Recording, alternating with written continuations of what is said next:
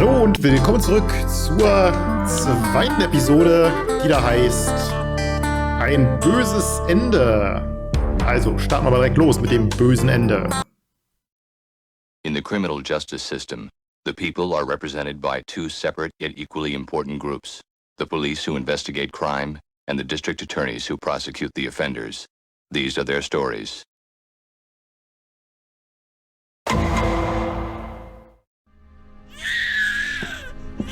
Coming, sweetie. Shh. Mommy's here, Noah.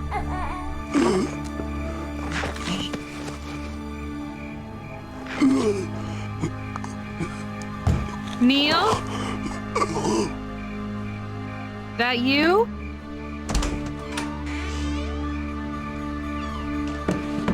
Ah!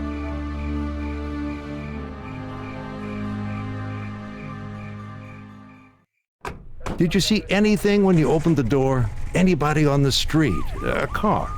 No, nothing at all. At first I thought it was some kind of prank, but then I looked down and saw Neil. Okay. Yeah, that's all the questions for now. Some prank. Yeah, well, sounds like he was a real cut-up.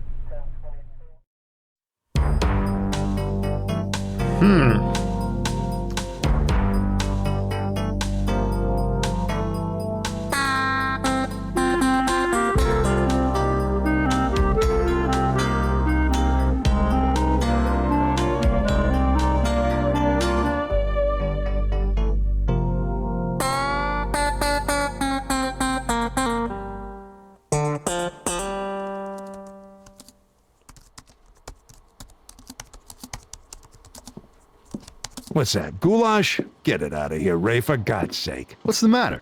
Doesn't smell too bad to me. No, it smells too good. Julia's got me on a health food diet. She's got this crazy idea high blood pressure is a bad thing. Sounds like a real nut. I give it 3 weeks. The diet or Julia? Both. Rogers just dropped off the report on Neil Jensen. Exsanguination. Poor guy bled to death. Well, that would explain all the red stuff. Lieutenant Van Buren kann Ihnen wichtige Informationen über den Fall geben. Sprechen Sie sie auf die Wunden des Opfers an, indem Sie das entsprechende Thema auswählen. Na gut, das kennen wir ja schon. How many cuts we talking about? Over a dozen, but most of them are superficial. Victim bled out from a deep laceration to the femoral artery.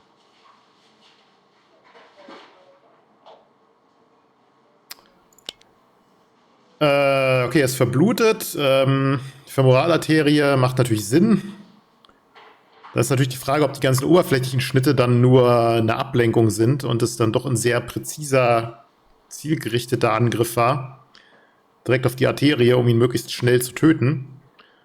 Könnte man natürlich vermuten. Also auf jeden Fall passt das Schnittwunde an der Arterie zum Verbluten.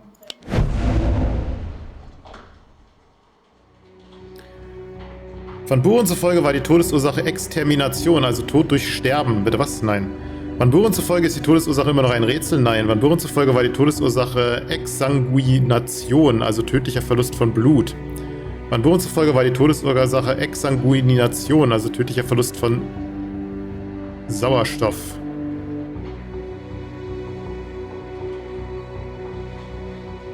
Jetzt haben sie aber hier den falschen Fachbegriff verwendet. Haben sie denselben zweimal benutzt. Na gut.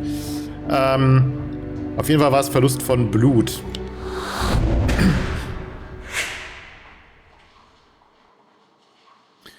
Lieutenant Van Buren kann Ihnen wichtige Informationen über den Mord an Neil Jensen geben. Sprechen Sie sich auf eines dieser neuen Themen an. Neue Themen wurden freigeschaltet.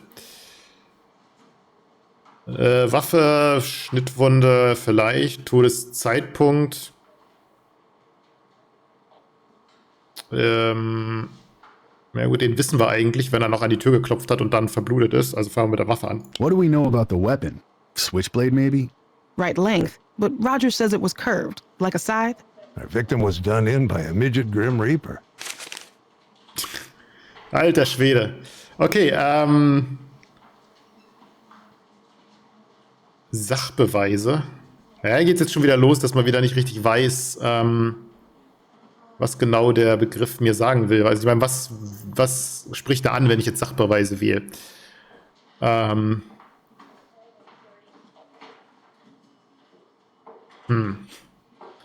Todeszeitpunkt ist ja eigentlich schon klar. Ich weiß nicht, ob man das ansprechen sollte. Sachbeweise, keine Ahnung, was es ist. Also nehmen wir es einfach mal. Anything we can use to ID the perp? No fingerprints, but it appears some of the blood on Jensen's clothes wasn't his own. Our victim got in a few good jabs before he went down, huh? What does the lab have to say? Results aren't back yet. Any minute now. Okay, vielleicht war dann der Kampf der Grund für die Schnittwunden und dann war der Treffer an der Femoralarterie dann ein Glückstreffer. Das könnte natürlich auch noch sein, wenn sie tatsächlich vorher länger gekämpft haben. Bevor es zur tödlichen Verletzung kam. Time of death? 4:17 a.m.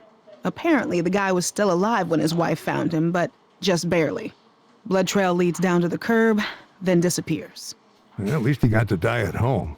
When did he get wounded? Around 2. Slow bleeder. We've all got problems. Ja, wenn die Arterie verletzt ist, ist 2 Stunden schon irgendwie verdächtig lange zum Verbluten, ne? Also, wenn man eine Arterie verletzt, würde ich schon erwarten, dass er schneller verblutet als 2 Stunden. Ist Jensen seinen Wunden sofort erlegen? Offensichtlich nicht, wenn es 2 Stunden gedauert hat. Also nein. Der Bericht deutet einen möglichen vampirischen Hintergrund an. Nein. Der Bericht sagt, dass es 1 Stunde dauerte, bis er verblutete. Dass es 2 Stunden dauerte, bis er verblutete. Der Bericht besagt, dass er gestorben ist, bevor ihn seine Frau gefunden hat. Nein. Also 2 Stunden.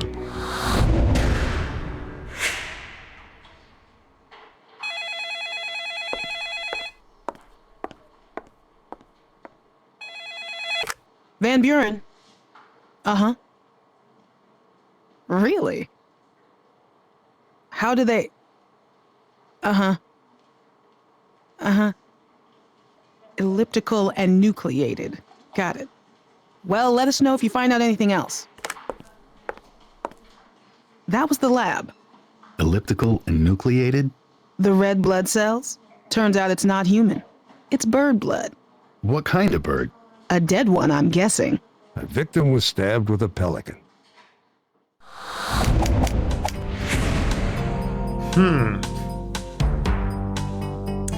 Sterne zum Weiterkommen 2, Bonussterne 2, Haftstrafen-Sterne 4, falsche Fährten 0. Gut, gab ja auch keine.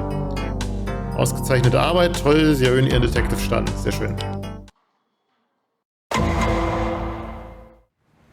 Hold off a minute, Lenny. I got something here. What? The Jensen's nanny. She's waiting to catch a bus, but I don't see it coming yet. Then let's not waste any time. Mind if we ask you a few questions? Ehe der Jensens, auf jeden Fall vermutlich interessant. Beziehung mit dem Verstorbenen. Ja, fangen wir vielleicht damit an, weil dann erfahren wir wahrscheinlich, dass sie Nanny ist und dann können wir daraus das als Grund nennen, wenn wir hier irgendwie, dass wir ihren Aussagen vertrauen, weil deswegen macht es vielleicht Sinn, das zuerst zu nehmen. Did you know Neil Jensen very well? You mean, were we lovers? That wasn't where I was going. But since you brought the subject up... No, he was my employer, that's all. I liked him, though. We had a lot of good talks. He was interested in stuff, you know? Ideas? He was really interested when he found out I was a Wiccan. He liked to ask questions.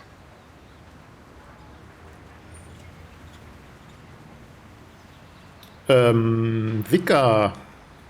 Soll das jetzt eine Verbindung mit dem Hühnerblut vielleicht darstellen? Auf jeden Fall schließt sie das nicht als Tatverdächtige aus. Warum sollte es?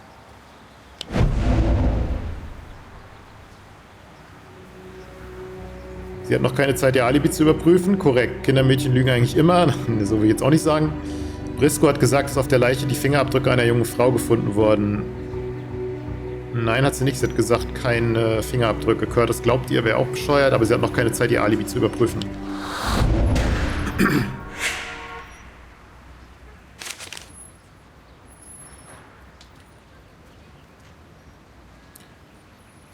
Okay, nehmen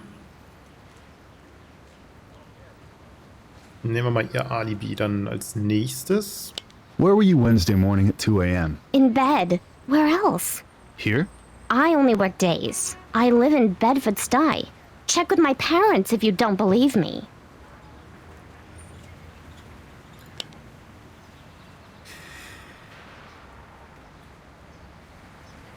Arbeite nur tagsüber, ich wohne in Bedford-Stuyvesant.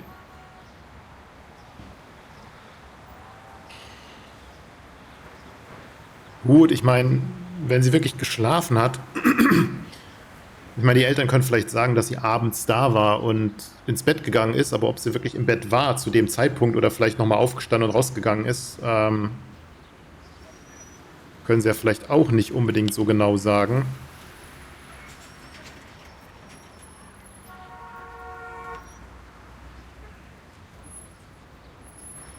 Insofern ist echt die Frage, gilt das jetzt als glaubwürdiges Alibi?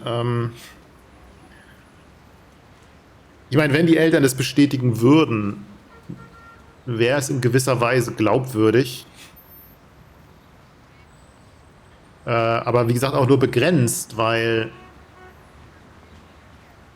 wie wollen sie wissen, ob sie nicht nachts doch mal sich rausgeschlichen hat oder so? Also, weiß nicht, würde ich jetzt nicht als glaubwürdig ansehen. Aber das ist halt, ich meine, die Eltern, die sitzen ja nicht die ganze Nacht neben Bett, ja.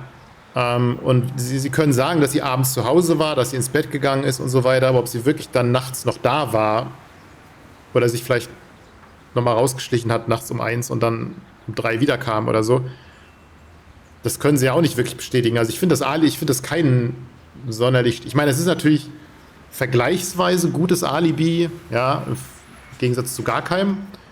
Aber es ist nicht wirklich eindeutig, ja. Naja, Ehe der Jensens. How did Mr. and Mrs. Jensen get along? Did they fight? All married couples fight sometimes, I guess. I don't plan to get married myself. I used to say that too. Yeah, I said it a bunch. Yeah, never did me any good. But not everybody fights in front of the nanny. Ja.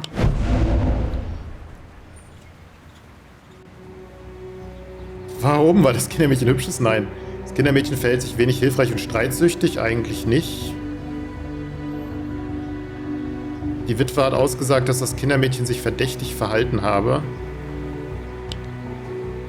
Nicht, dass ich wüsste.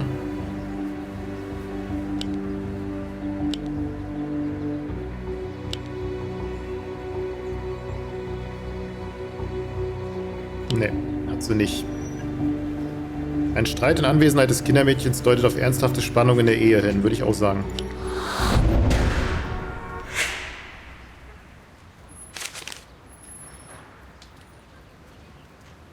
Über den Streit. What did Mr. and Mrs. Jensen fight about when they fought? The usual. Money. I guess he was better at spending it than making it, and new babies cost a lot. He was pretty pissed when she cut off his allowance. Allowance? How old was he, 12? Hey, don't tell her I told you that. I want their nice as it is.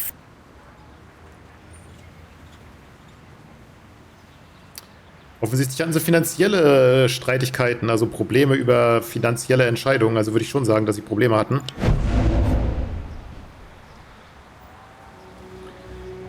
Was wird nicht von der Aussage des Kindermädchens bekräftigt? Zwischen ihr und Miss Jensen gab es Spannungen. Zwischen Mr. und Mrs. Jensen gab es Spannungen. Ja, die Jensens haben wegen des Babys gestritten, in gewisser Weise. Wegen Geld gestritten, ja. Zwischen ihr und Miss Jensen gab es Spannungen. Das wird nicht bekräftigt. Here's my bus. Gotta run. We got all we need out of her. Come on, let's talk to the widow.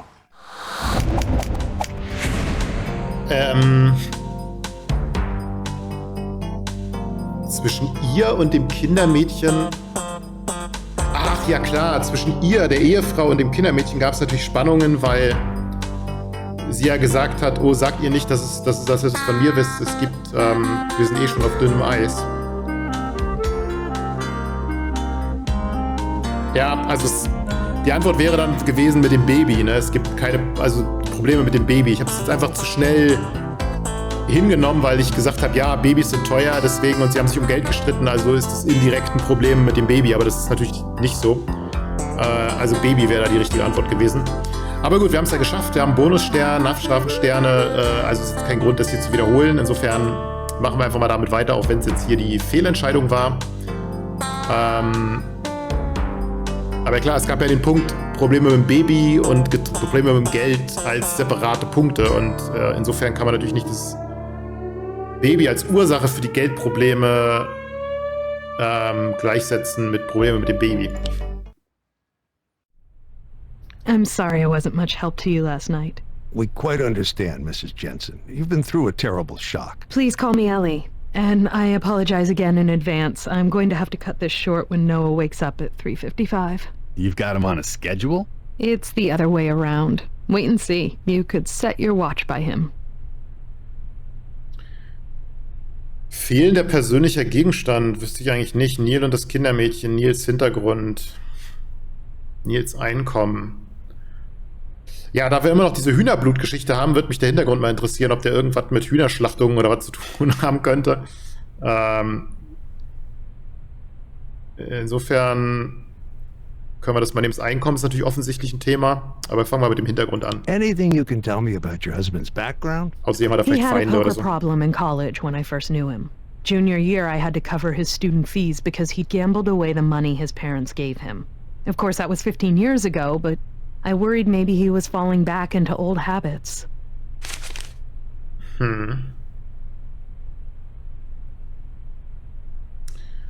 Nils Einkommen. Your husband was a writer.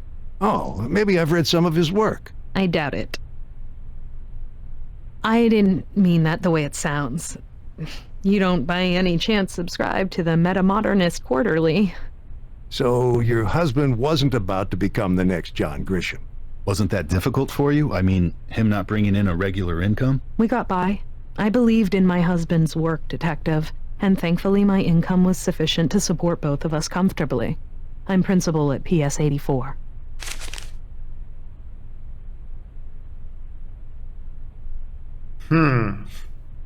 Okay, wo war er letzte Nacht? Do you know where your husband went last night? I have no idea. He left the house around 9, said he'd be back late, and I shouldn't worry. But you did. Of course, but no more than usual. This was par for the course for Neil. When he's working on a new story, he'll go off on research expeditions. Often at strange hours, sometimes for days at a time, and he never talks about it till he has a rough draft on paper. Doesn't want anyone to influence his thought process.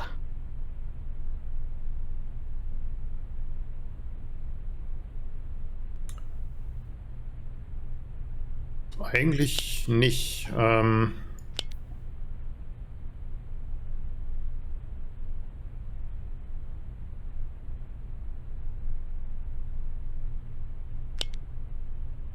Widerspricht Ihre Aussage dem festgestellten Todeszeitpunkt? Nö, also wüsste ich jetzt nicht wie.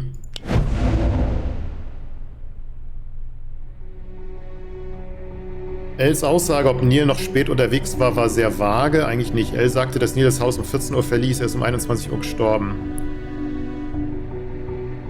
Ne, er ist nicht um 21 Uhr gestorben. Er ist um 4 gestorben und wurde um 2 verletzt oder so, ne?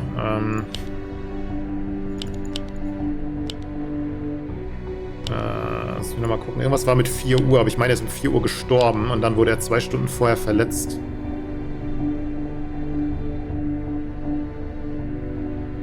Wann wurde er verletzt? Gegen 2. Zeitpunkt des Todes, 4:17 Uhr.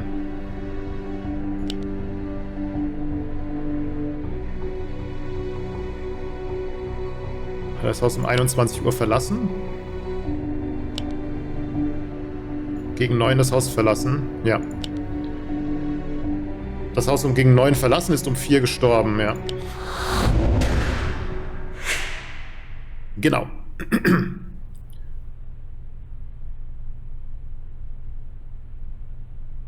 Gut, Nino und das Kindermädchen, ich meine, also ich finde das Alibi jetzt nicht so glaubwürdig, aber da sie ja offensichtlich das Spiel das als glaubwürdig ansieht, macht es jetzt vielleicht wenig Sinn, über das Kindermädchen zu sprechen, wenn wir sie ja eigentlich schon als Tatverdächtige ausgeschlossen haben. Fehlender persönlicher Gegenstand wüsste ich jetzt nicht, ist ja nie irgendwie angesprochen worden, dass irgendwas fehlen würde. Also machen wir mit den Ausgabegewohnheiten weiter, weil es wieder in die finanzielle Richtung geht, die vielleicht relevant sein könnte. Das haben wir ja noch nicht ausschließen können. Any idea what Mr. Jensen wasted your money on? God knows. Like I said, he was very closed-mouthed about his research expeditions. Ja, das deckt sich mit den anderen Aussagen eigentlich. Ich meine, sie weiß, dass es ausgibt und sie ist damit nicht zufrieden, deswegen gab es Streit. Aber in dem Streit sie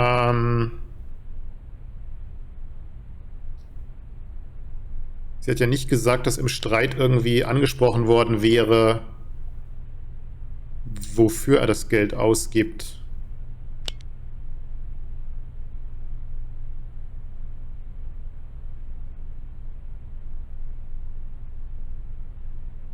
Ja. Also wir wissen nicht, wofür er es ausgibt. Also haben wir auch keinen Grund anzunehmen, dass sie weiß, wofür er es ausgibt. Also würde ich an der Stelle glauben. Ich meine, er war früher ein Our Spieler, chickens, aber Penny, Penny, and Maxine. You've never seen chickens in New York? Well, sure, but they usually come with biscuits and a side of mashed potatoes. You're behind the times, officers. Urban farming is the wave of the future. Fosters a connection to the earth. Plus, once you've tasted homegrown eggs, those watery factory-produced things just make you gag. ich meine, wir wussten nur, dass sie ihm das Taschengeld gestrichen hat und dass er früher ein Spieler war. Und ich sehe nicht wirklich, wie man daraus schlussfolgern sollte, dass sie weiß, wofür er sein Geld jetzt ausgegeben hat. Hühnerblut. Ja, sprechen wir das mal an. One of the things we're trying to make sense of here, Ellie, is we found avian blood on your husband's clothes. Avian? Bird blood. I know what the word means. It's just very odd. That's what we thought. Maybe your husband slaughtered a chicken for dinner last night? I don't think so. He doesn't take much of an interest in them, to be honest. They're more my thing. He only helps out when it's something I can't bring myself to do.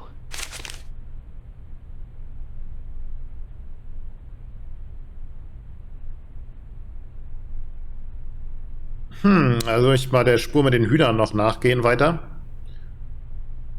About those chickens of yours, what do you mean when you say Neil would do the things you couldn't bring yourself to do? Well, Raccoon's got one once, and he cleaned up the mess, but that was ages ago. And I made him get rid of Roger last July. Roger? A cockerel. He started out as Rebecca. See, keeping hens is perfectly legal in New York City, but it's against the law to keep a rooster. Makes sense to me. We raised our brood from chicks, and of course all chicks look alike. They're sexed before they're sold, but the process isn't foolproof. We bought 4 hens. And one of them turned out to be a rooster. Right. By the time we found out she was a he, I had grown fond of him. I didn't have the heart to get rid of him myself, so I made Neil do it. But like I said, that was practically a year ago. Do you know what he did with it? He took it back to the farm we got it from, in New Jersey. Cora's Cluckers. I can give you their number. They know us there. Okay, das können wir überprüfen. Ob er den Hahn da wirklich zurückgebracht hat. Was mir jetzt so einfällt mit Hühnern. Und weil er ein Spieler ist, dass er jetzt an irgendwelchen illegalen Hahnenkampfgeschichten teilgenommen hat oder so vielleicht. Das würde sich mir jetzt irgendwie gerade aufdrängen. Neil und das Kindermädchen. Ich weiß nicht, fehlender persönlicher Gegenstand. Warum, ne? Also...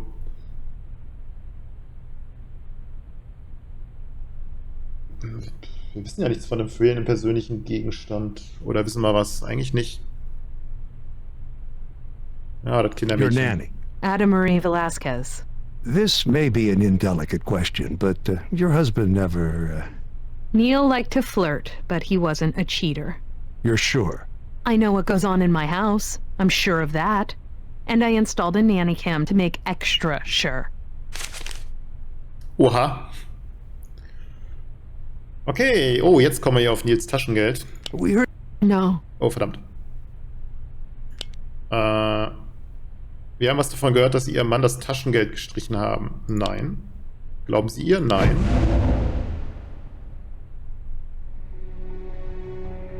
Van Buren zufolge war Nils Brieftasche völlig leer. Selbst wenn es so wäre, also das hat sie nicht gesagt, aber selbst wenn es so wäre, wäre das ja kein Beweis dafür. Jenny Marie hat ausgesagt, dass Elle ihren Ex-Gatten den Geldhahn zugedreht hat. Ich wollte gerade sagen, wer ist Jenny Marie? Ada Marie hat ausgesagt, dass Elle ihrem Gatten das Taschengeld gestrichen hat. Ja. Who told you that, Ada Marie? We're not at liberty to divulge. She's alluding to the fact that I took Neil's name off the savings account last week. I didn't enjoy doing it, but Yes? when Neil was in research mode, he spent money. Well, recklessly. He'd get so caught up in his work, prudence would go out the window. I used to put up with it, but new babies are expensive. Okay, fehlender persönlicher Was your husband Gegenstand. missing anything when you found him? Any valuable personal items? His wallet? Was on him. $8 and a MasterCard. His Rolex.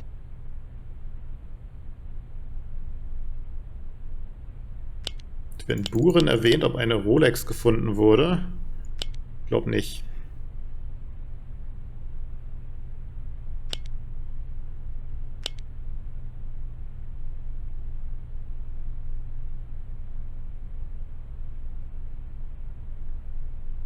Achso, dann sollte das, dass sie es doppelt benutzt haben, den Begriff, weil wir den hier sehen, eine falsche Fährte sein. Haben sie absichtlich denselben Begriff zweimal verwendet vorhin, ne?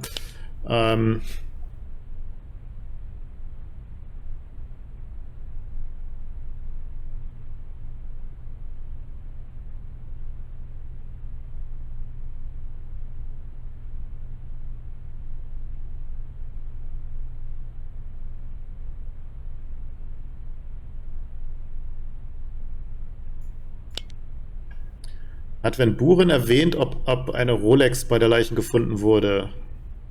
Nein, hat sie nicht. No Rolex on the body. I gave it to him on our 10-year anniversary. It's engraved. He always wore it. There goes the alarm. 3:55. What'd I tell you? Right on schedule.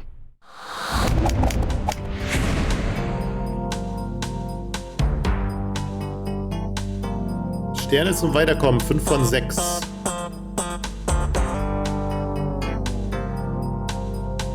Ich kann aber trotzdem fortsetzen, witzigerweise. Oder auch nicht, man weiß es nicht. Ja, das mit dem Baby war ein bisschen blöd. Das war allerdings vorher schon bei der Nanny. Ich weiß immer noch nicht,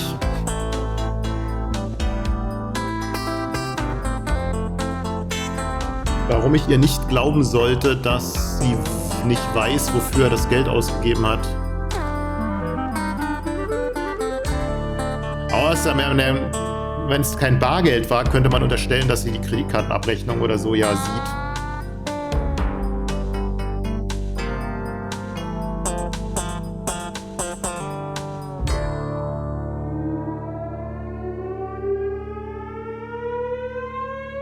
Das wäre das Einzige, wenn ich so drüber nachdenke.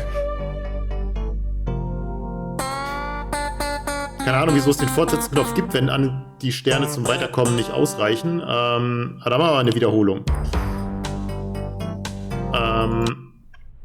I'm sorry I wasn't much help to you last night. We quite understand, Mrs. Jensen. You've been through a terrible shock. Please call me Ellie. And I apologize again in advance. I'm going to have to cut this short when Noah wakes up at 3:55. You've got him on a schedule? It's the other way around. Wait and see. You could set your watch by him. Also, Nils Hintergrund. Anything you can tell me about your husband's background? He had a poker problem in college when I first knew him. Junior year, I had to cover his student fees because he'd gambled away the money his parents gave him. Of course, that was 15 years ago, but I worried maybe he was falling back into old habits. Ich meine, das kann man natürlich unterstellen, wenn sie sich Sorgen gemacht hat, dass er wieder spielt, dass sie dann genauer untersucht hat, wofür er sein Geld ausgegeben hat. Das wäre natürlich möglich. Any idea what Mr. Jensen wasted your money on? God knows. Like I said, he was very closed-mouthed about his research expeditions. Außerdem ist sie bestimmt ziemlich hinterher, das rauszukriegen. Okay. Ja, das ist aber ein bisschen... Gut, man hat Zweifel. Insofern würde ich sagen, ich glaube ihr erstmal nicht. Insofern macht schon Sinn, dass man dann irgendwie Nein sagt. Das Kindermädchen hat Neil auf jeden Fall erpresst. Nein. Elle hat ausgesagt, sie befürchtet, dass Neil wieder seiner Spielsucht erlegen sei. Ja. Elle ist eine Schulleiterin, man kann die Aussage also trauen. Das Kindermädchen hat nichts angedeutet von Glücksspielen, aber Elle hat gesagt, dass sie sich Sorgen gemacht hat wegen des neuen Aufflammens der Spielsucht. Ja. Be honest. Any chance it was something illegal? Drugs, gambling, or maybe he was being blackmailed? What's that noise? Our chickens, Henny, Penny, and Maxine. You've never seen chickens in New York? Well, sure, but they usually come with biscuits and a side of mashed potatoes. You're behind the times, officers. Urban farming is the wave of the future. Fosters a connection to the earth. Plus, once you've tasted homegrown eggs, those watery factory-produced things just make you gag. Okay. Hühnerblut. One of the things we're trying to make sense of here, Ellie, is we found avian blood on your husband's clothes. Avian? Bird blood. I know what the word means. It's just very odd. That's what we thought. Maybe your husband slaughtered a chicken for dinner last night? I don't think so. He doesn't take much of an interest in them, to be honest. They're more my thing. He only helps out when it's something I can't bring myself to do. Okay, die Hühner. About those chickens of yours, what do you mean when you say Neil would do the things you couldn't bring yourself to do? Well, Raccoon's got one once, and he cleaned up the mess, but that was ages ago. And I made him get rid of Roger last July. Roger? A cockerel. He started out as Rebecca. See, keeping hens is perfectly legal in New York City, but it's against the law to keep a rooster. Makes sense to me. We raised our brood from chicks. And of course all chicks look alike. They're sexed before they're sold, but the process isn't foolproof. We bought 4 hens. And one of them turned out to be a rooster. Right. By the time we found out she was a he, I had grown fond of him. I didn't have the heart to get rid of him myself, so I made Neil do it. But like I said, that was practically a year ago. Do you know what he did with it? He took it back to the farm we got it from, in New Jersey. Cora's Cluckers. I can give you their number. They know us there. Okay, Nils Einkommen. Your husband was a writer. Oh, maybe I've read some of his work. I doubt it. I didn't mean that the way it sounds. You don't by any chance subscribe to the Metamodernist Quarterly. So your husband wasn't about to become the next John Grisham.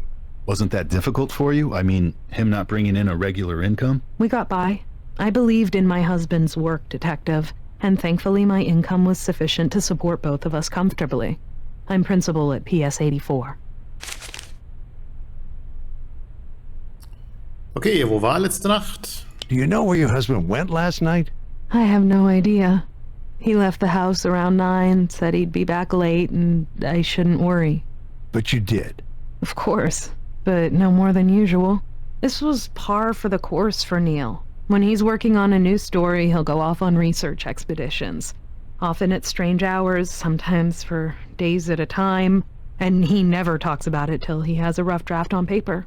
Doesn't want anyone to influence his thought process. Nope. So, jetzt wieder die Geschichte mit 21 Uhr das Haus verlassen und um 4 Uhr gestorben.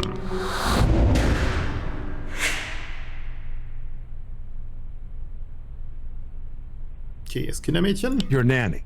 Ada Marie Velasquez. This may be an indelicate question, but your husband never... Neil liked to flirt, but he wasn't a cheater. You're sure? I know what goes on in my house. I'm sure of that. And I installed a nanny cam to make extra sure. Okay, Taschengeld. We heard something about you cutting off your husband's allowance. No. Glauben Sie ja? Nein. Weil Ada Marie ausgesagt hat, dass sie ihm das Taschengeld gestrichen hat. Genau, das hatten wir auch richtig. Who told you that, Ada Marie? We're not at liberty to divulge. She's alluding to the fact that I took Neil's name off the savings account last week. I didn't enjoy doing it, but Yes? when Neil was in research mode, he spent money. Well, recklessly. He'd get so caught up in his work, prudence would go out the window. I used to put up with it, but new babies are expensive. Was your husband missing anything when you found him? Any valuable personal items? His wallet? Was on him. $8 and a MasterCard. His Rolex. Nope. No Rolex on the body. I gave it to him on our 10-year anniversary. It's engraved. He always wore it. There goes the alarm. 3:55. What'd I tell you? Right on schedule. Okay, dann haben wir die Sterne zum Weiterkommen. Dann können wir hier fortsetzen diesmal. Writing in your diary? It's not a diary. It's a journal. What kind of journal? None of your business. Did you call Cora's Cluckers? Yeah, she remembers Neil Jensen. Said he never brought her any roosters. She's sure? Sounds sure. Matter of fact, she was away at the state fair on the day Jensen supposedly brought the bird in. So he lied to the little woman, huh? Our victim had a questionable character. Imagine you're a husband, and not the most responsible husband in the world. That's quite an imaginative leap. Your wife gives you a live rooster and tells you to take it by public transportation all the way to New Jersey to get rid of it. What do you do? You sure as hell don't take it all the way to Jersey. I dump it in the closest spot I can find and go catch a ball game. Right. And there's only so many places you can take a live chicken if you're too squeamish to kill it.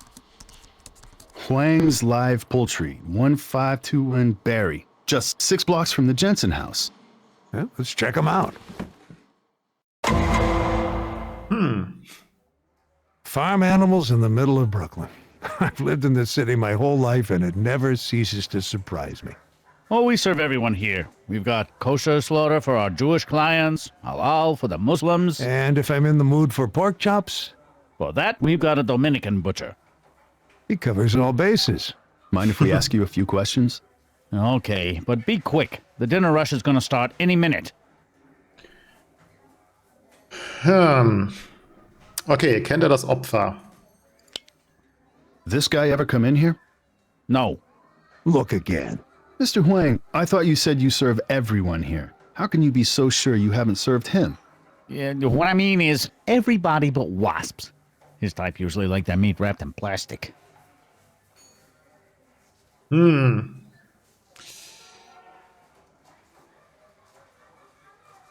Vielleicht war es nicht er, sondern vielleicht hat er mit einem Angestellten direkt geredet. How many employees you got?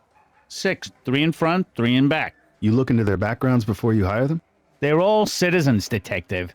You sure about that? Listen, I serve immigrant customers, so I hire immigrant workers. Good workers. Just because a guy wasn't born in this country, does that make him a murder suspect? That sounds like racial profiling to me. Er ist sehr abweisend, obwohl es eigentlich um nichts geht und wir ihm eigentlich auch nichts vorwerfen. Insofern ist es schon ein bisschen seltsam. Im Vergleich zur Schwere des erwähnten Delikts war sein Wutausbruch ein wenig übertrieben. Das auch. Er hat einen Mordverdächtigen erwähnt, aber Curtis hat gar nichts von einem Mord gesagt. Ah, stimmt. Ja. Wir wissen bereits, dass er illegale Einwanderer beschäftigt. Nein, Fahndung aufgrund von Rassenzugehörigkeit ist ein legitimes Mittel. Auch nicht. Aber er hat einen Mordverdächtigen erwähnt, obwohl wir nichts von Mord gesagt haben. Wir haben nur gefragt, ob der Typ da war.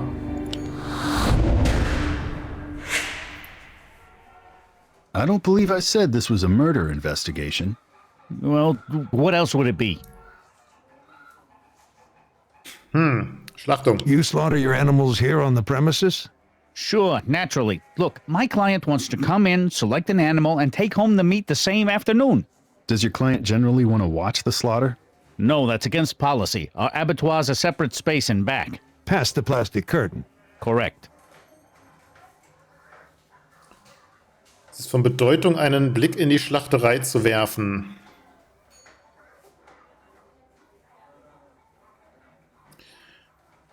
Na gut, wir haben keine anderen Optionen, die wir sowieso mehr ansprechen können.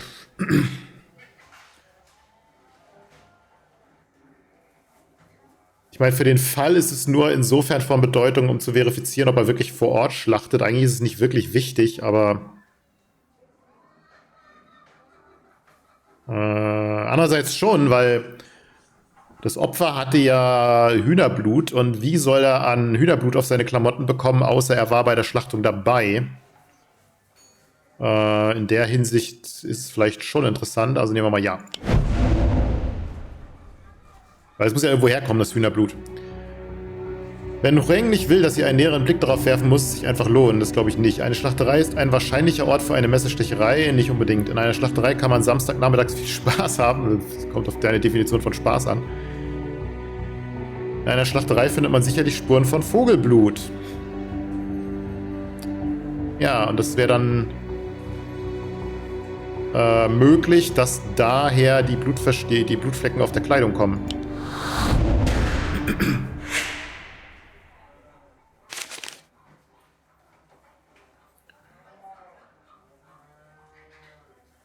Geschäftsgenehmigung, ja, ist jetzt aber auch nicht wirklich relevant für einen Fall. Also schauen wir uns in der Schlachterei um, darum ging es ja im Grunde gerade. We'd like to take a look inside your abattoir if you don't mind. Out of the question. We're investigating a serious crime, Mr. Huang. And I'm running a business. I can't let you back there. It would violate health regulations. We won't tell the inspector. Honest. The answer is no, not without a warrant.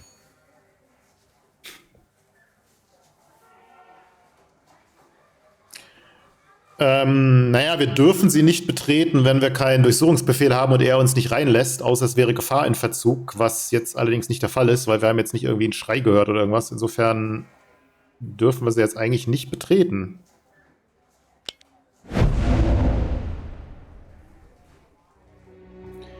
Die Polizei sollte immer darauf bedacht sein, ein gutes Verhältnis zu den örtlichen Gewerbebetrieben zu haben. Ja, bedingt. Solange sie keinen, aber das wäre jetzt hier kein Grund, solange sie keinen Durchsuchungsbeschluss haben, wäre jegliches Beweismaterial, das sie finden, vor Gericht nicht zulässig. Korrekt. Es könnte gefährlich sein, ohne Vorwarnung zu betreten. Nee. Wenn wir durchsuchen, aber nichts finden, ist das schlecht für die Ermittlungen. Nein. Durchsuchungsbeschluss wären die Beweise nicht zulässig.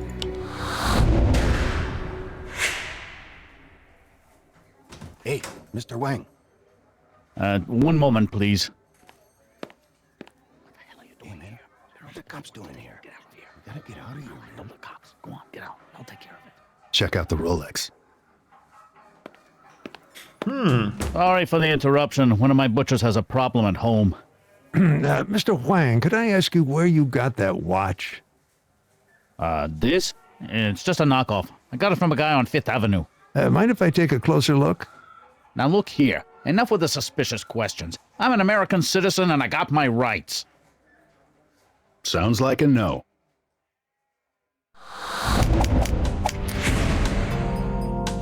Okay, 5 Sterne zum Weiterkommen, Bonusstern, 22 Haftstrafensterne, falsche Fährten keine. Was es mit den Haftstrafensternen soll, erschließt sich mir nicht so richtig.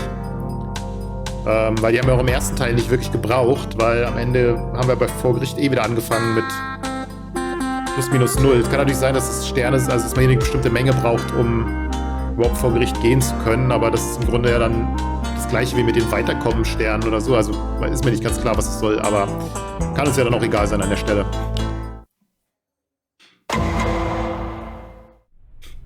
This guy's hiding something. And you're basing that on... He's wearing a Rolex. The victim's wife told us he was missing a Rolex, one he never took off. So wearing a Rolex is now illegal. He refused to let us check out the back room in his meat market. Jensen had avian blood on him. That room's the best spot in the neighborhood to find dead birds. There's something back there he doesn't want us to see.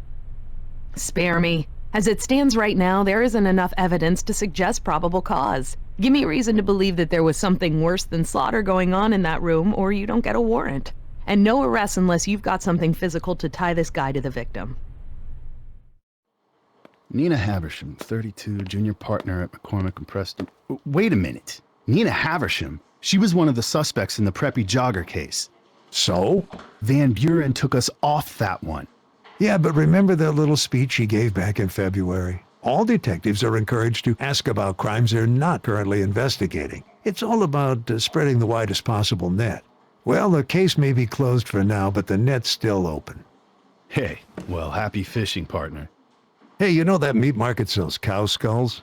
Now, I know that definitely isn't on your diet. Look what it says in the logs. 3 weeks ago Tuesday, we got a late-night complaint about noise coming from the meat market. How late at night? 1:45 a.m. Then, 2 weeks ago, also on Tuesday, the same noise complaint. Let me guess. Same thing happened last Tuesday. About 15 minutes before Neil Jensen was wounded. What do you think? I think we've got our warrant. All right, then. But at least let me watch.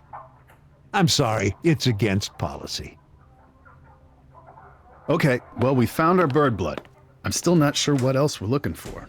Anything that'll tell us what was going on after hours Tuesday night, and whether Neil Jensen was in on it. Alter, sauber sieht das hier nicht aus. Denken Sie dran, kreisen Sie Gegenstände ein, um sie auszuwählen und aufzunehmen. Berühren Sie die Pfeile, um sich umzusehen.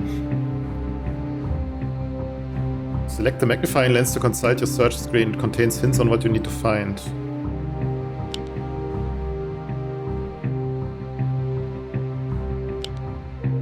Blutige Decke. Mögliche Tatwaffe. Ist ja eher gebogen wie eine Sense, also macht das schon mal gar keinen Sinn und das eigentlich auch nicht. Spielschulden. Herkunft des Vogelbluts, gebogene Klinge, genau.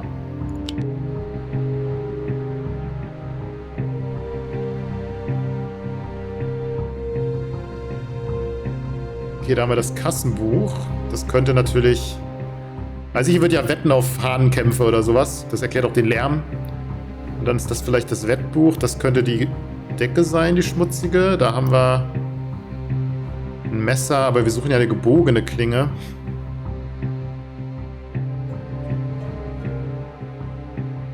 Sägen. Ein Messer ist kein Mangel. Da haben wir noch eine Box, wo irgendwas drin sein könnte.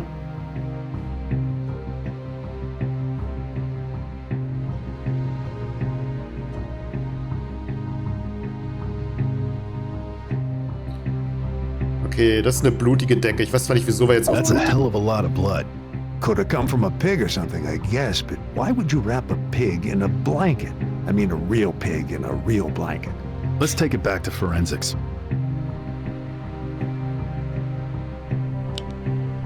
Blutige Decke. Okay, haben wir das Kassenbuch oder das Wettbuch? Now we're cooking. What's that? A ledger. And I got a feeling these ain't sales of ground round in here. They look like bets. Looks like NJ owes a bundle to EH. EH. Edward Wang.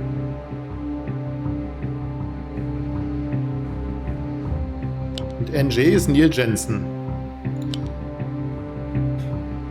Okay.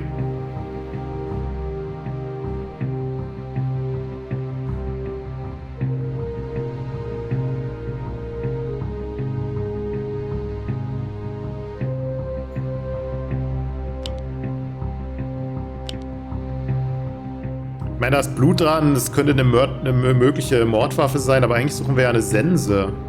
Eine sensenartige Waffe, also kann es ja eigentlich nicht die Mordwaffe sein.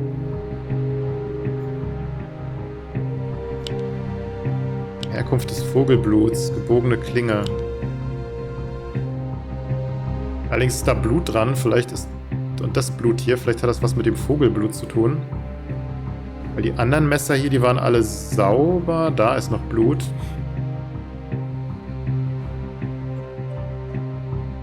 Die Messer waren so in etwa sauber. Die Kiste hier unten,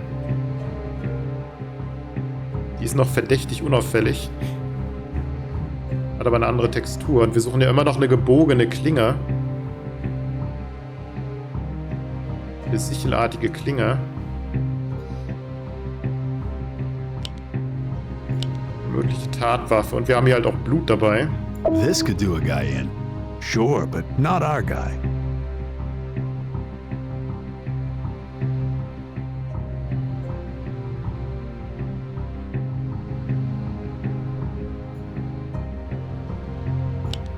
Ja, das ist das Beil. Think this could be our murder weapon? I don't think so. Ja, ich weiß auch nicht, ob ich die wirklich anwählen sollte, dann finde ich Bonuspunkte, aber die Bonuspunkte können mir eigentlich auch egal sein. Mögliche Tatwaffe, Herkunft des Vogelbluts. War hier eine gebogene Klinge drin? Na, sieh mal eine an, das sind doch gebogene Klingen.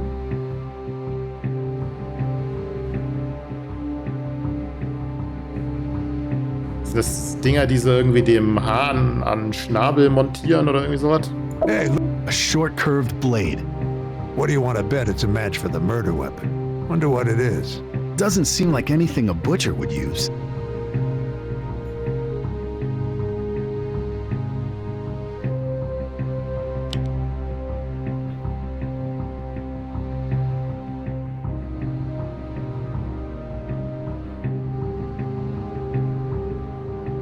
Ja, diese ganzen Blutspuren hier auf dem Boden, das ist schon ein bisschen verdächtig und auch sehr unhygienisch. Probieren wir es mal. Nee.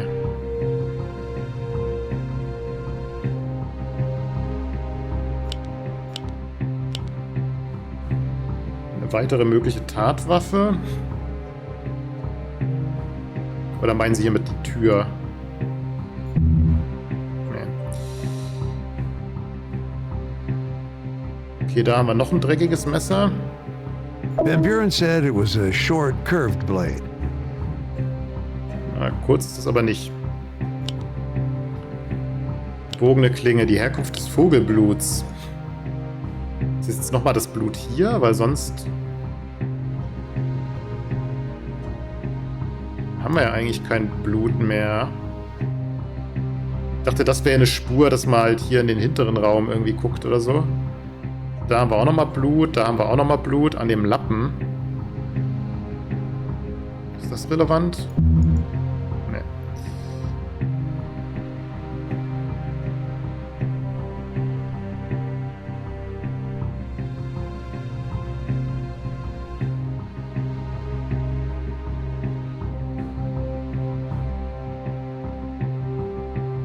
Jetzt bezieht sich halt auf das Messer. Herkunft des Vogelbluts.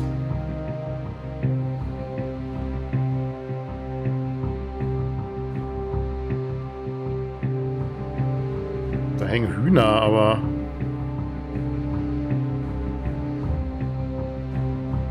ich bin mir jetzt nicht ganz sicher, was jetzt Herkunft des Vogelbluts. Also ich hätte erwartet, dass es halt die Blutspuren sind, die hier von draußen irgendwie kommen, aber gut, wir haben hier einen Huhn, aber dann haben wir hier nochmal Blut. Wir haben da nochmal Blut. Ich weiß nicht, was sonst Herkunft des Hühnerbluts beweisen soll.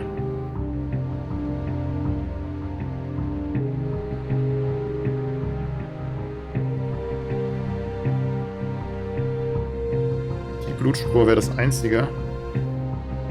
Oder halt die Tür.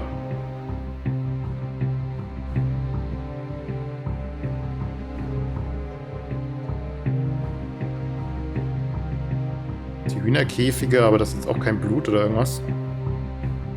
Tür?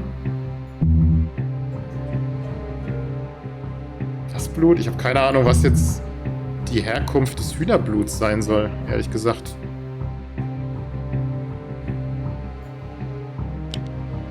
Herkunft des Vogelbluts.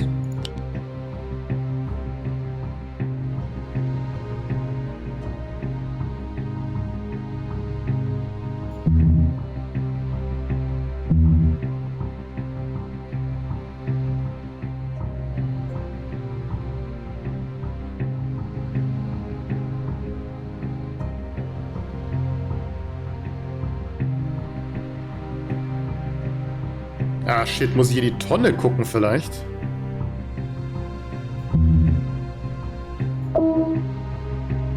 You want to search the garbage? Hey, nothing I like better than digging through a mound of chicken heads and feathers.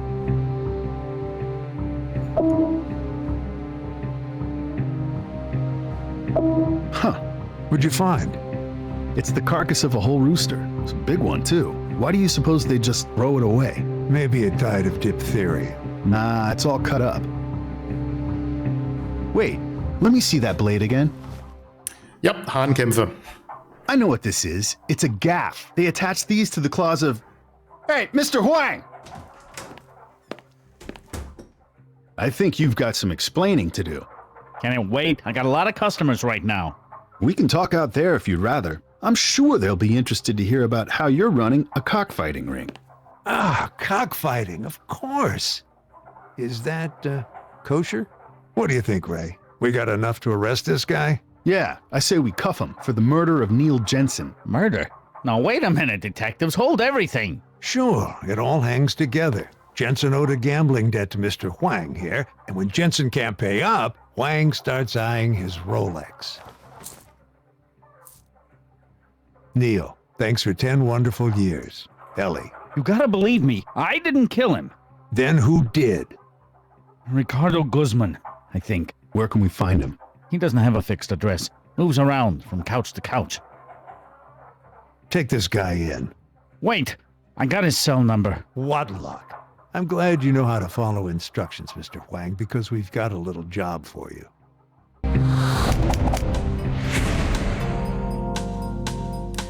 Kein Bonus. Guter Versuch. Wir haben 14 nötige und 21 haben wir gebraucht, weil ich sie dann am Ende doch ein bisschen sehr großzügig vergeudet habe. Probieren wir mal aus, ob wir fortsetzen können. Ja, weil wir haben ja eigentlich trotzdem die Infos bekommen. Okay, Huang, you remember what we told you, and this ought to go down quick and painless. He's gonna kill me, you know, when he finds out I'm working with the police. By that time, he'll be in custody. That is, as long as you play it cool and take your cues from us. Yeah? Ricardo, it's Huang. Hey, what's the matter, man? You sound funny. Die Bullen sind noch da, alles in Butter.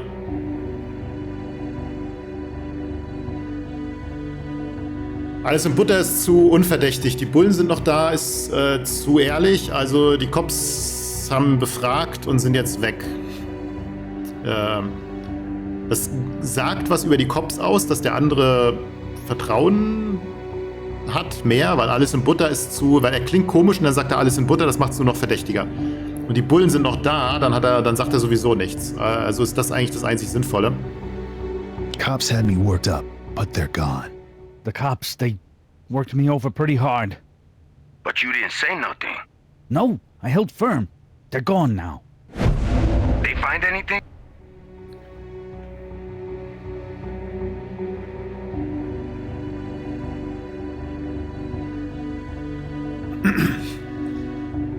Puh.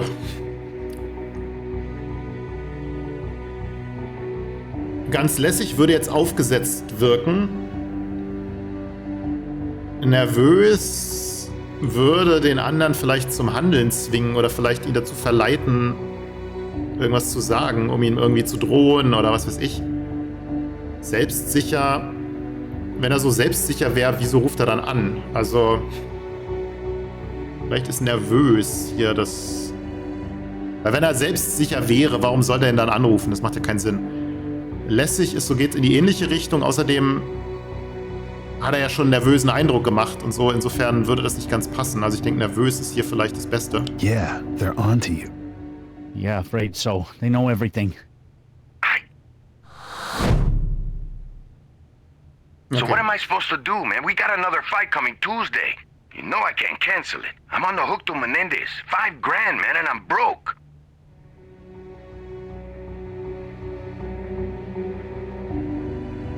Einen neuen Ort vorschlagen, das wäre dann wahrscheinlich das Beste. Hold the fight in a new location. Better not hold the fight at the shop. Too risky. You gotta find a new location. Where, man? I don't know nobody with that kind of space. Tell them you do. I do. My cousin Lou runs a body shop in Park Slope. Let me talk to him. See, you're a pal, man. Now tell him you'll meet him later. Let's meet up later once everything's squared away. Where? Aufenthaltsort verraten. Ich glaube nicht, dass es funktioniert. Einen neutralen Ort. Macht wahrscheinlich Sinn, weil Da war jetzt, das ist jetzt ein bisschen die Frage, ne? Ich meine, wir haben den zweiten Punkt verkackt. Wodurch wir quasi schon impliziert haben, dass der Shop nicht mehr sicher ist. Weil die Cops es wissen. Und dann wäre es schon blöd, sich im Laden zu treffen. Ich glaube nicht, dass er mir seinen Aufenthaltsort verrät. Also denke ich, ist ein neutraler Ort wahrscheinlich das Beste. Weil das wirkt nicht verdächtig, das wirkt so, als würde man Somewhere mitdenken. by Pulaski Bridge, 6 p.m. That street corner. Over by the bodega and the pharmacy. On 21st by Pulaski Bridge. Around 6? See, sounds like a plan. See you there. You done good, Mr. Huang. We'll take it from here. Okay, 3 Sterne zum Weiterkommen. Bonussterne haben wir keine. 25 Haftstrafensterne und keine falsche Fährte. Das ist ja noch ganz gut ausgegangen. Wang, over here. Sorry, Huang is indisposed at the moment. Ricardo Guzman, you are under arrest for the murder of Neil Jensen. You have the right to remain silent. Anything you say can and will be used against you. Mr. Guzman doesn't dispute the cockfighting charges. We're prepared to plead guilty on that one. Está insultando la República Dominica. Let me. My client is not a murderer, Mr. McCoy. Mr. Jensen died as a result of an accident. An accident. He attempted to handle an armed bird, and he lost control of it. Really? Unbelievable. A man gets carved up like a side of beef. Guzman lets him slowly bleed to death, then dumps him on a doorstep and expects to walk away. I checked with the Dominican consulate. And? He's wanted there for drug running and armed robbery. Well, I want him here for murder. Is it possible it really was an accident? Does it matter? Neil Jensen didn't have to die. Guzman had 2 hours to get help and he callously stood by. Murder 2. Depraved indifference. Ja. Das ist richtig. Die Verteidigung muss völlig verzweifelt sein. Sie beruft Guzman in den Zeugenstand. Na, schauen wir mal. Harlan Fitzpatrick ist ein fähiger Strafverteidiger. Er wird versuchen, Guzman mit Hilfe einiger rhetorischer Tricks in einem positiven Licht erscheinen zu lassen. Ihre Aufgabe ist es, Einspruch zu erheben, sobald er seine Grenzen überschreitet. Suggestivfrage bedeutet, dass der Strafverteidiger dem Angeklagten Worte in den Mund legt, um seine Argumentation zu unterstützen. Eine Suggestivfrage erkennen Sie oft an Aussagen wie „Habe ich nicht recht" oder „Finden Sie nicht auch?" Wenn eine Frage bereits beantwortet wurde, will ein Anwalt, dass sein Mandant eine Antwort aus effektheischenden Gründen erneut wiedergibt. Passen Sie genau auf, um Wiederholungen in der Aussage des Angeklagten herauszuhören. Mr. Guzman, when did you first meet Neil Jensen? Maybe a year ago, I guess. Who initiated the relationship? You or him? He did. I didn't want to have no part of him, man. Not at first. What I do, I gotta be careful who I let in. Can bring trouble, you know? Especially a white guy. Mr. Jensen came to you with an offer, is that right? Yeah, he had a bird and he wanted me to help him raise it and fight it. And at first you said no? That's right. Suggestivfrage. Vielleicht. Aber mir fällt gerade auf, die Stimme von ihm kommt mir irgendwie bekannt vor. Das ist irgendein Charakter aus dem Walking Dead 1 Teil von später. Weil die doch oft bei den Titeln halt die gleichen Synchronsprecher verwenden bei Telltale. Das fällt dann immer irgendwie auf. Das ist immer ein bisschen verwirrend, wenn man da plötzlich einen anderen Charakter assoziiert mit der Stimme.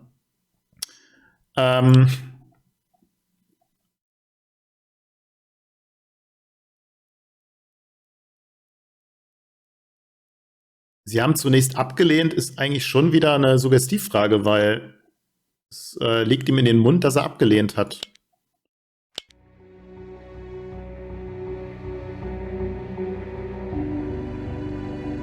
Habe ich jetzt aber gar nicht. Frage wurde bereits beantwortet.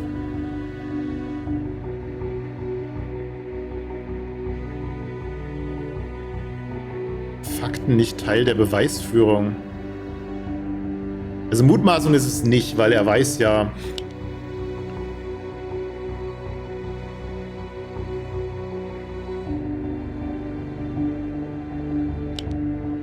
Achso, er hat ja schon gesagt, dass er zunächst nichts mit ihm zu tun haben wollte und sie haben zunächst abgelehnt, ist dann quasi bereits beantwortet. Objection! Asked and answered. Sustained. Strike that. What convinced you to take Neil Jensen under your wing, as it were, in spite of your suspicions? He knew cockfighting ain't how they make it out to be, you know? It's a more civilized practice than people realize, you mean? Suggestivfrage. Objection, leading. Sustained. Strike that. What sort of sentiments did Mr. Jensen express to you? Well, like, caulking's a real sport. It takes dedication and discipline. And you know, it can teach you a lot about life if you let it. So you agreed to keep the bird and help him raise it?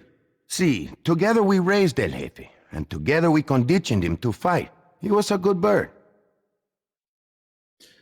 Dies ist ein weiterer Trick. Mutmaßung bedeutet, dass ein Zeuge anfängt, eine Theorie zu spinnen oder einen imaginären Vorgang beschreibt. Dies könnte im Sinne der Verteidigung sein, um ein schlechtes Licht auf Neil Jensen zu werfen. Why don't you tell us, in your own words, what happened on the night of Tuesday, May 5th? Well, Neil come in that night really keyed up, man, like super keyed up. He was jumping all around. I think maybe he was on something. Mutmaßung. Objection! Speculation! Sustained. Strike that from the record. Watch yourself, Mr. Guzman. Please confine your description to actual events. Go on. Well, he was excited, you know, because El Jefe was finally gonna fight. There were some other birds up first, but he couldn't sit and watch, man, pacing around, till his turn finally came. Okay, I tell him, I'm the handler. I'm experienced at this stuff. Let me do it. Get the bird into the ring. The pit, yeah. It could be dangerous, you know, especially with the long heel. A long blade attached to the rooster's spur. Right, but Neil wouldn't hear nothing I was saying, man. Being he was a rider, he had to do everything himself.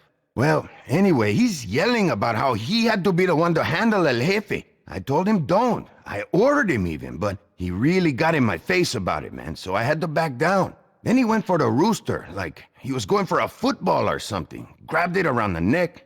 You understand, this is a bird was being conditioned to fight. The bird goes crazy. It attacked Neil Jensen. Naturally, you were horrified. Suggestivfrage.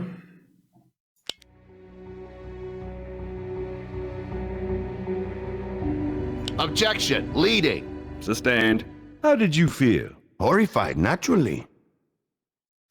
Sobald wir zu dem Teil der Zeugenaussage kommen, in dem Guzman Nils Wunden beschreibt, sollten Sie auf Aussagen achten, für die man eigentlich über medizinische Fachkenntnisse verfügen muss. I made a grab for the bird and got it. Putting yourself in considerable danger in the process, I imagine.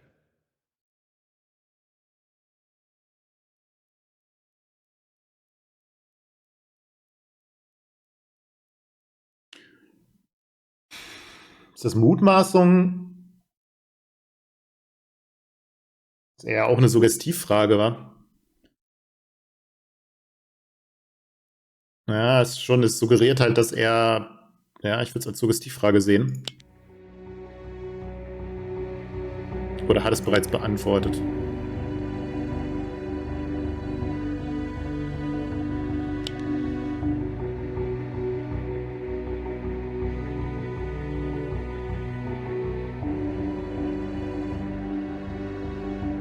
Drehte völlig durch, hat ihn angegriffen, völlig entsetzt.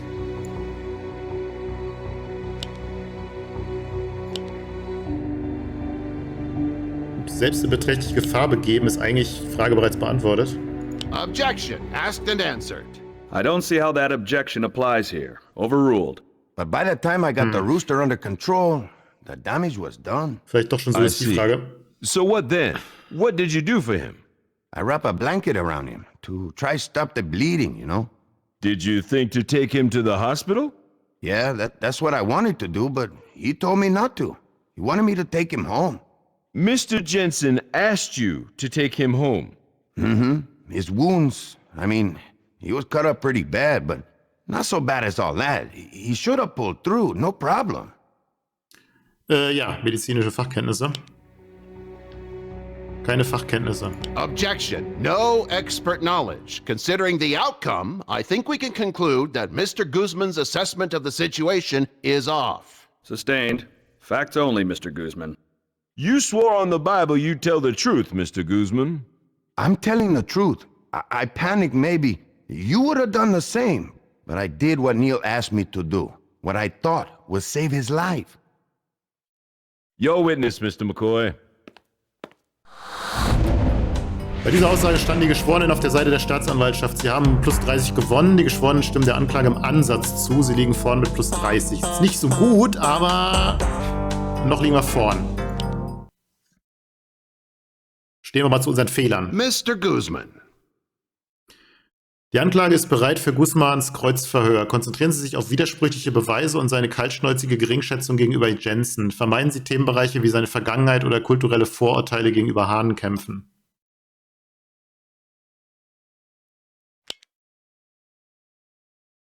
Okay, das wäre Vorstrafenregister, wäre Vergangenheit. Barbarischer Sport ist Hahnenkampf-Thematik.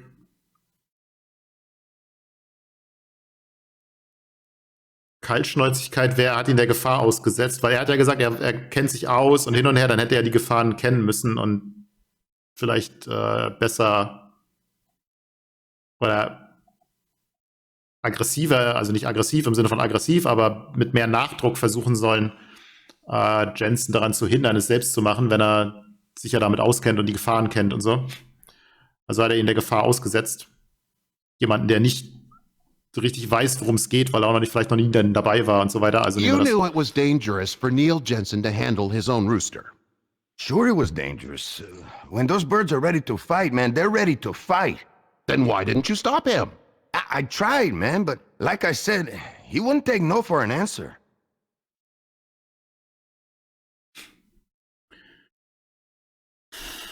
Widerspricht das seiner früheren Aussage? Ich fürchte nicht, oder?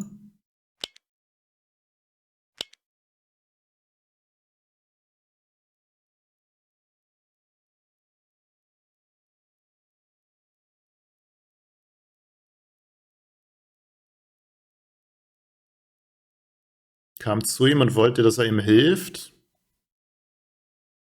Hat zunächst abgelehnt.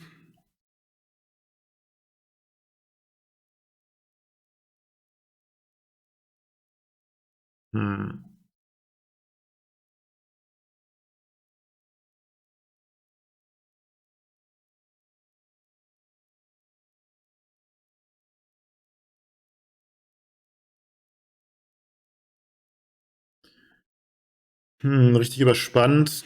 Vielleicht hat er was eingeworfen.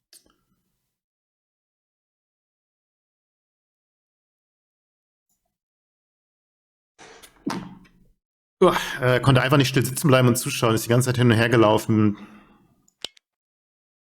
bis er endlich dran war. Okay, sage ich zu ihm, ich bin der Veranstalter. Ich habe Erfahrung mit dem Kram, lass mich das machen.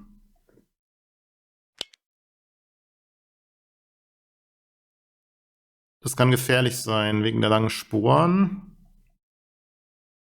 Neil hat mir nicht zugehört. Er war ja Schriftsteller, deswegen musste er alles selbst mal ausprobiert haben. Jedenfalls hat er darauf beharrt, Hefe vorzubereiten. Ich habe ihm gesagt, dass er es lassen soll. Habe es ihm richtiggehend befohlen. Er wurde aber echt aggressiv, deswegen, da habe ich nachgegeben. Okay, und jetzt hat er gesagt, er hat es versucht, aber er hat kein Nein akzeptiert. Das widerspricht nicht seiner früheren Aussage.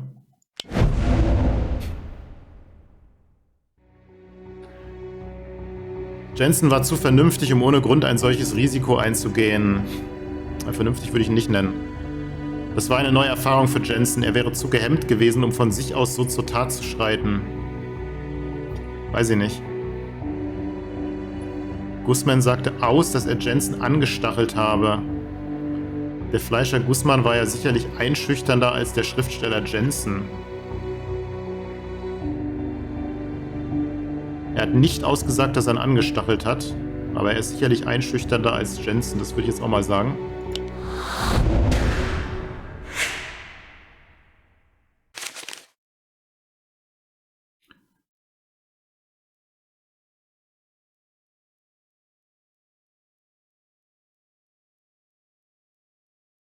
Tatzeit könnten wir auch nochmal ansprechen erstmal. The incident in question occurred on the night of May 5th. That's right. Maybe 1:45. 1:45. And you say you acted to save him? Of course I acted. I tried to help him right there, and when I couldn't help him, I took him home, like he asked me to.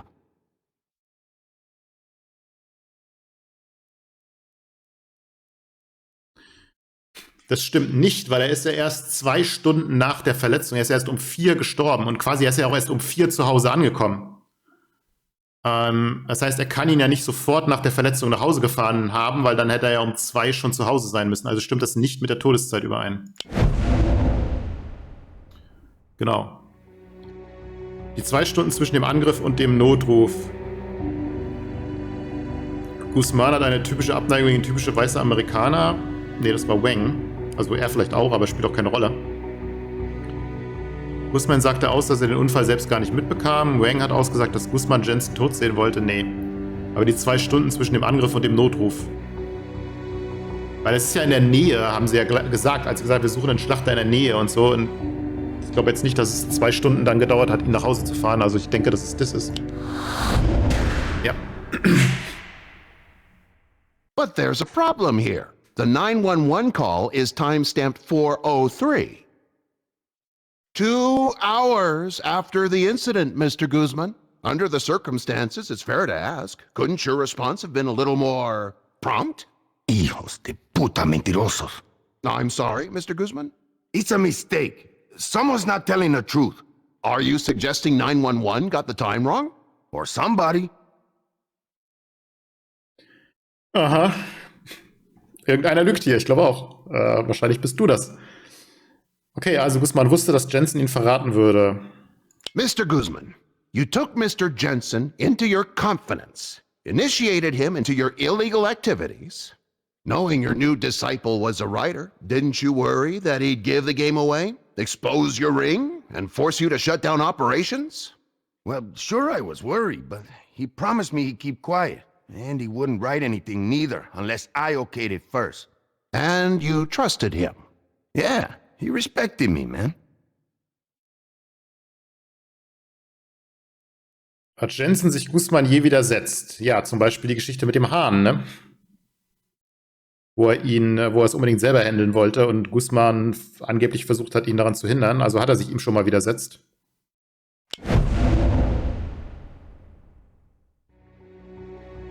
Jensen war ein Rassist, nicht, dass wir wüssten. Nach Guzmans eigener Aussage hat sich Jensen seinen Anweisungen widersetzt, als er sich selbst um den Hahn kümmern wollte. Genau. Elde hat angedeutet, dass Jensen eine Enthüllungsgeschichte schreiben wollte und Guzman wusste dies. Nee. Wang hat angedeutet, dass Guzman von niemandem respektiert wurde, auch nicht. Guzmans eigener Aussage hat sich Jensen seinen Anweisungen widersetzt, als er sich selbst um den Hahn kümmern wollte. Well, it doesn't seem like he respected you very much on the night he died. I mean, he defied you. He disobeyed your orders to stay away from the rooster. Yeah, I guess that's right. Let's get back to those final moments, shall we? Maybe this time we can get the facts straight. You drove Neil Jensen home. Like he asked me to. And you dropped him off at the door. What time was that? 4 o'clock? More like 2. Did you stay with him till he was safely inside? No. No. You dumped him there and took off. Why, Mr. Guzman? I heard a baby crying as I was coming up the walk with Neil, and I saw a light turn on, so I knew she was up. I was sure she was gonna come down and get Neil. Yes? But I didn't want to have to be there and explain it all to her, you know? No, I expect you didn't. No further questions. Okay, bei dieser Aussage standen die Geschworenen auf der Seite der Staatsanwaltschaft. Sie haben plus 30 gewonnen. Die Geschworenen stimmen der Anklage zu. Sie liegen vorne mit plus 60. Das ist jetzt noch nicht so viel.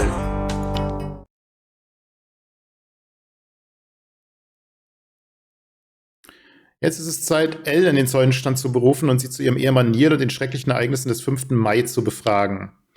Stellen Sie besser keine schwierigen Fragen. Es reicht, wenn sie von den schrecklichen Ereignissen berichtet, um dadurch Sympathie zu erwecken.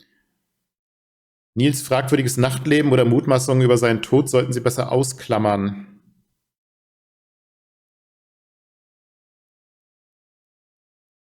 Okay. Wanna take this one, Abby? The people call Ellie Jensen to the witness stand.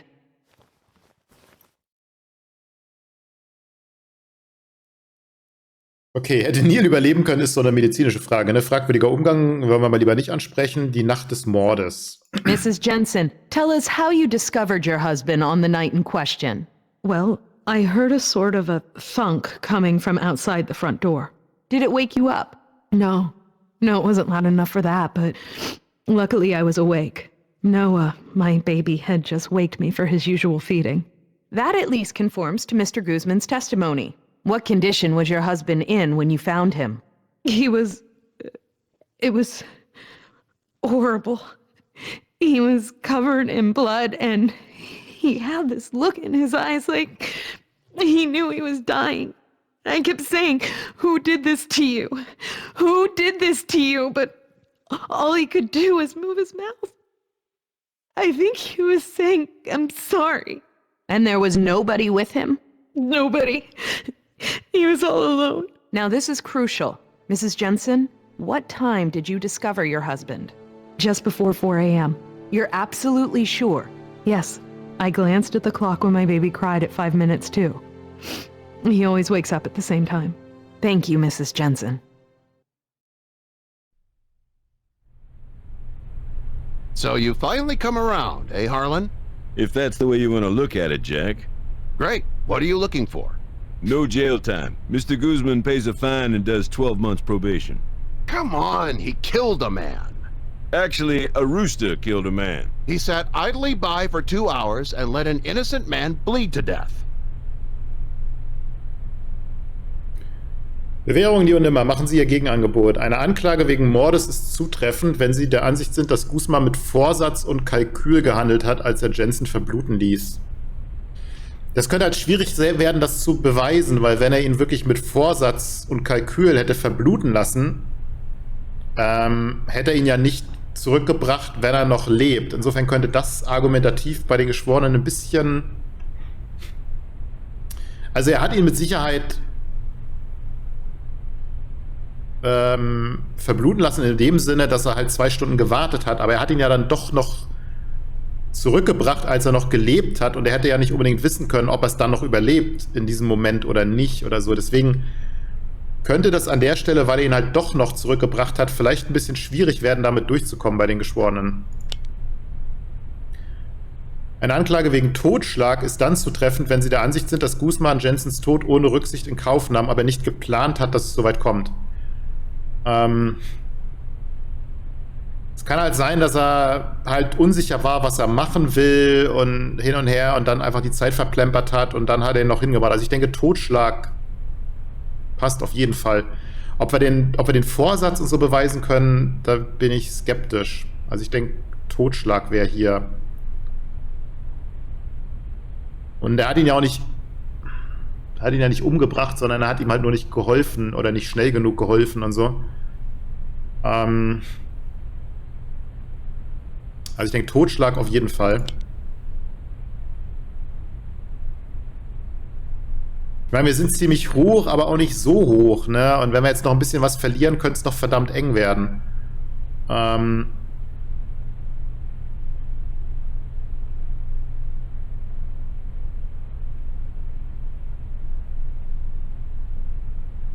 wir wissen ja nicht so richtig, was passiert ist. Vielleicht kommen sie dann auch um die Ecke mit, ja, er war halt unsicher, bla, hin und her.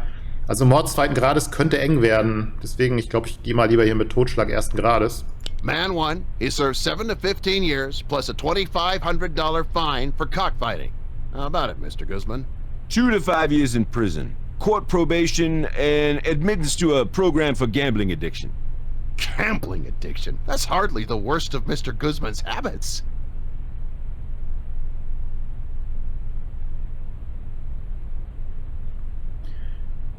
Das ist dann jetzt doch ein bisschen arg wenig. 7 bis 15 Jahre. Das runter auf 2 bis 5. Nee. Vielleicht hätte ich doch das Höhere fordern sollen, damit er mir ein Gegenangebot mit weniger macht.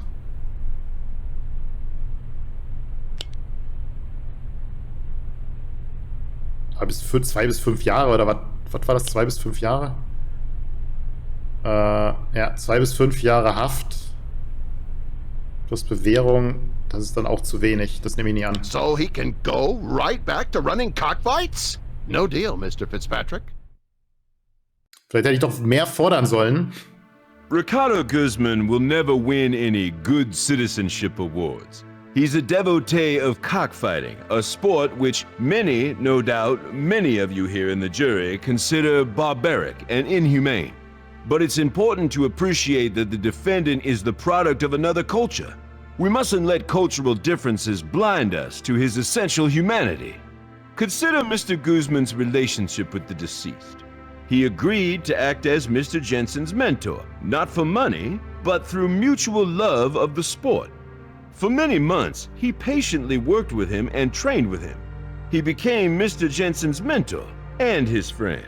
And when the accident occurred, Mr. Guzman reacted as a friend would react, with care and concern. Perhaps he made the wrong decision in taking the injured man home. Perhaps you or I would have gone straight to the hospital. But remember, Mr. Guzman is an immigrant, an outsider, with an outsider's suspicion of big institutions. My client has lost a friend, perhaps as the result of his own mistake, and for that, he will suffer for the rest of his life. But does he deserve to go to jail? Good people of the jury, I beg you, let's not compound one error with another.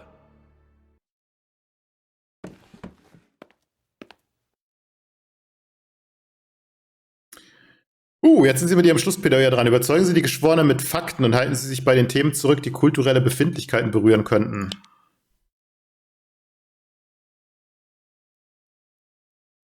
0 von 0. Okay, also auf jeden Fall der Abstand von 2 Stunden. Ich meine, das ist ein Ding, wenn er wirklich ein Freund wäre, der ihm helfen wollte, selbst wenn er ihn nicht ins Krankenhaus bringt, hätte er ihn zumindest 2 Stunden früher nach Hause bringen müssen. Also die 2 Stunden sind auf jeden Fall ein Fakt, der gegen ihn spricht.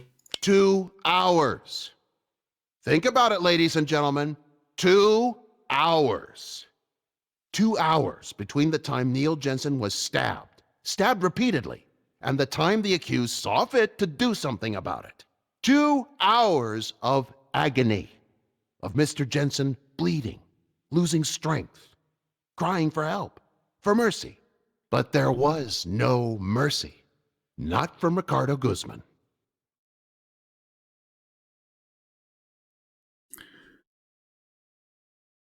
Guzmans Motiv, weil die Barbarei der Handkämpfe definitiv nicht. The accused knew Neil Jensen well enough to understand the limits of their trust. If the victim had survived the attack, there would have been questions. The story would have come out. Guzman's illegal operation would have been exposed. He would have faced prosecution, or loss of livelihood at the very least. He had a lot to lose and a lot to gain by doing nothing. The legal community has a phrase for this behavior: depraved indifference. None of us was in the slaughterhouse with Ricardo Guzman and Neil Jensen. None of us knows exactly what was going on through the mind of the accused as he watched his cohort writhe on the floor. We may never know exactly why he stood and waited. But we aren't being asked to judge Mr. Guzman's motivations. We're being asked to judge his acts, or in this case, his failure to act. And in this case, I think you'll agree. Inaction speaks louder than words. Has the jury come to a verdict? We have, Your Honor. In the charge of murder in the second degree, how do you find? We find the defendant, Ricardo Guzman, not guilty. Was zum Henker? They beat us. I can't believe they beat us. Next time, we wear the longer knives. How about we grab lunch? You still on that diet? Nope, ditched the health food, and, Julia. Right on schedule. And I feel great. Any preferences? Nope, I'm up for anything, except chicken. For some reason that doesn't appeal to me today. Das ist ja ein sehr frustrierendes Ende, das was dann noch nicht mehr geschafft haben. Also da muss man wirklich alles richtig machen hier, um hier durchzukommen vielleicht. Ja, das Einzige, was mich ein bisschen ärgert jetzt, ist, dass ich bei der Deal-Verhandlung nicht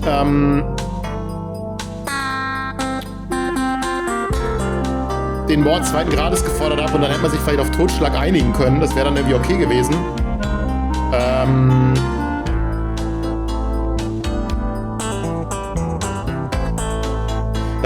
Das war ein bisschen das Problem, da hatte ich noch den Teil 1 ein bisschen in Erinnerung, weil da haben sie halt gesagt, ja, halt zu viel fordern, dann lehnt das ab und hin und her. Und ich habe halt befürchtet, wenn ich das Höhere fordere, dass er dann komplett ablehnt und wir dann zurück in den Gerichtssaal kommen, weil ich wollte eigentlich schon diesen Totschlag-Deal.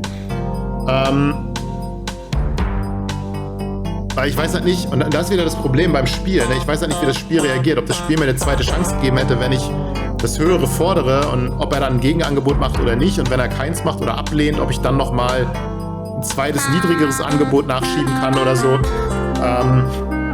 Deswegen wollte ich halt nicht das zu hohe fordern, damit es nicht mich dazu zwingt, in den Gerichtssaal zurück zu müssen zu den Plädoyers. Was jetzt genau passiert ist und weil ich habe das nämlich schon so gesehen, dass die 60% halt ein bisschen wenig waren. Mit dem Risiko, dass sie zu niedrig waren, um vielleicht das Urteil wirklich zu bekommen. Obwohl es ja dann im Plädoyer schon irgendwie noch richtig war, aber das waren halt die Einsprüche vorher, wo ich irgendwie ein paar Sachen halt verkackt habe. Also das ist jetzt dann ein sehr unbefriedigendes Ende an der Stelle, aber so ist es halt und ich glaube, es hat auch wie Teil 1 wahrscheinlich jetzt nicht die Auswirkungen. Wäre halt nur unbefriedigend und man könnte dann halt sagen, okay, ich spiele es nochmal, damit man das Ende bekommt, was man haben will. Aber so ist es jetzt halt in dem Durchlauf, also bleiben wir jetzt dabei. Und dann geht es das nächste Mal hier weiter mit der 3. Episode. Bis dahin, ciao.